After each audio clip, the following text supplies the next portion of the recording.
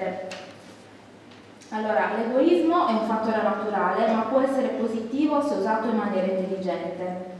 Aiutare il prossimo è il modo migliore per aiutare se stessi, ricavando piacere dalle nostre azioni e ignoranza pura a pensare ed agire sulla base della convinzione che l'egoismo, la chiusura, l'odio, ovvero tutti i sentimenti e comportamenti. Eleonora Sanseviero.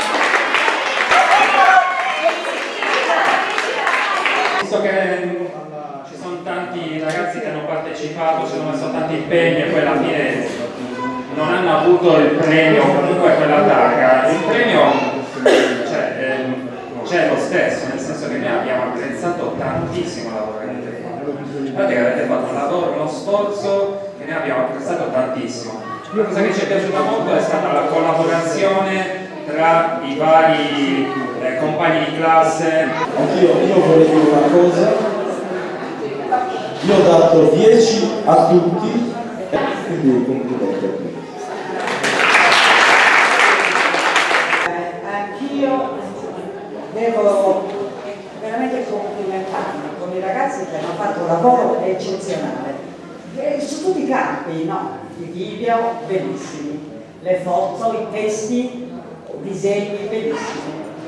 E mi rendo conto che l'impegno c'è stato e che hanno capito perfettamente ciò che si voleva rappresentare. In termini marinareschi io vi ritengo il primo anello della sopravvivenza, perché dovete propagandare questa vostra, diciamo, questa vostra cultura che avete appreso adesso grazie a quello che a chi viene a raccontarvi queste cose.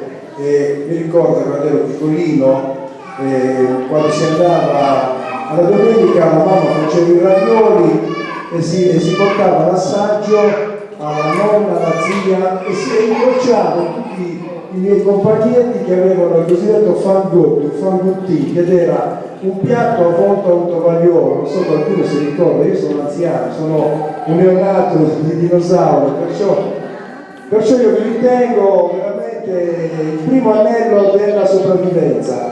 E voglio regalare a questo bambino perché ha fatto una cosa meravigliosa, perché io sono amante della natura, voglio regalarti un berrettino con una maglietta che indica il papà ti salvo io, cioè tu dovresti insegnare a tuo papà il comportamento in acqua, perciò ti regalo la magliettina e anche tutto quello che devi fare, che sono le 10 regole per un bagno sicuro.